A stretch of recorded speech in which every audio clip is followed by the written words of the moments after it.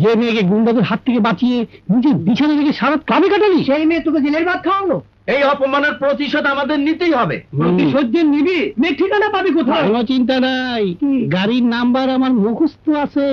ওই নাম্বার পাইলেই ওই মেয়েকে পাওয়া যাবে।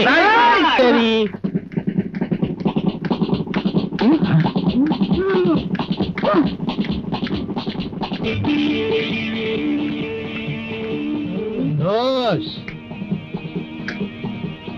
আমার বাবার মরার সময় বয়ে গেছে, সব দেখা ভুলে গেল। একবার তারে দেখবি, তারে ভুলবি না। এই দি হে মাইয়া, ল ধরি।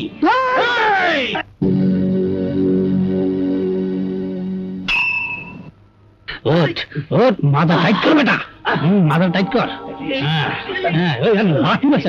কেমন করে এই গীত কেমন বলে?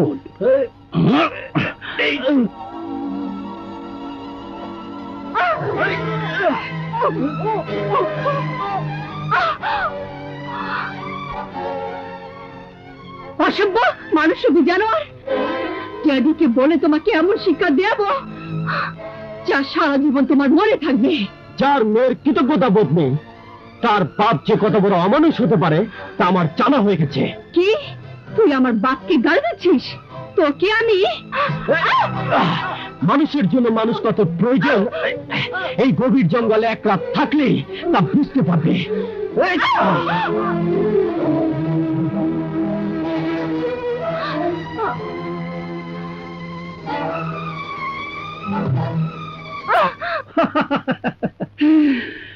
এইবার মহারানীর উচিত শিক্ষা হবে।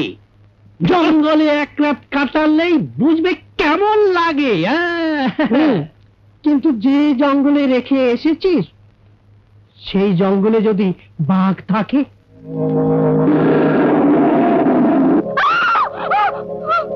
আরে আজকাল জঙ্গলে বাঘ টাঘ থাকে না, বাংলা হাতি পাতি থাকতে পারে।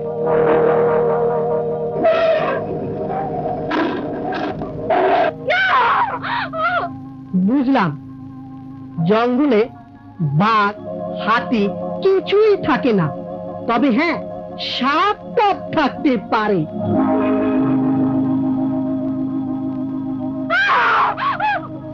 বুঝলাম জঙ্গলে বাঘ হাতি কিছুই থাকে না, কিন্তু মানুষ যদি জানোয়ারের হাতি যদি পড়ে? আমার টুনটুনি তো আমার একবার চুবা দিল না। তোর টুনটুনি দেখ, এসব করে তো আর জীবন চলবে না। এখন তাই আমাদের কিছু একটা করতে হবে। রেজাল্ট কবে বের হবে তার কোনো ঠিক ঠিকানা নেই, তাই আমাদেরকে এখন থেকে কাজের সন্ধানে বেরোতে হবে। সংসারের কাজে মাকে সাহায্য করতে হবে। মা আমাকে দাও, আমি ঠিক করি। যা ভাইয়া, তুই সাহায্য করবি? সূর্য কোন দিকে উঠলো? কাজ করার সাথে সূর্যের কি সম্পর্ক? যে সারা জীবন গ্লাসে পানি ঢেলে খায় না, সে আজ মাকে সাহায্য করবে। নিশ্চয় এর মধ্যে কোনো কিন্তু আছে। এর মধ্যে কিন্তু আবার কি? না, কাল থেকে তুমি আর কাজে যেতে পারবে না, আমি কাজের খুঁজে বের হবো। তুই কি কাজ করবি? তোর তো এখন পর্যন্ত রেজাল্টই বের হয়নি। মা, সব ছেলে মেয়েরে চায় লেখাপড়া শিখে বড় হয়ে বাবা মার সেবা যত্ন করবে। ছোটবেলার থেকে দেখে আসছি তুমি জীবনের সাথে যুদ্ধ করে করে আমাদেরকে মানুষ করছো। আর কত মা, যদি বাবা বেঁচে থাকতেন তাহলে কি তিনি তোমাকে এত কষ্ট করতে দিতেন?